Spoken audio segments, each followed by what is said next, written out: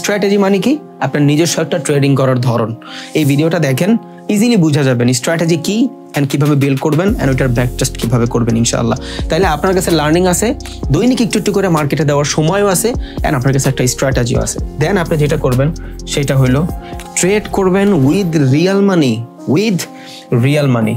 মনে রাখবেন, বেশিরভাগ মানুষ আপনারা এখানে বলবে যে আপনি ডেমোতে প্র্যাকটিস করেন, কিন্তু আমি বলি আপনি ডেমোতে প্র্যাকটিস করবেন তখন যখন আপনি লার্নিং প্রসেসে আসেন। যখন আপনি লার্নিং করতেছেন, ধরেন আপনি মার্কেট স্ট্রাকচার দেখলেন, অ্যাকুমুলেশন থেকে বাই করবেন, ওইটা কি ভ্যালিড? ওইটার জন্য আপনি ডেমো অ্যাকাউন্ট ইউজ করেন। বাট যখন একটা ডিসেন্ট অ্যামাউন্ট টাইম আপনি মার্কেটে দিচ্ছেন, তার মানে অবভিয়াসলি আপনি মার্কেটটা বুঝেন দেখেই মার্কেটে দিচ্ছেন, then you have a strategy.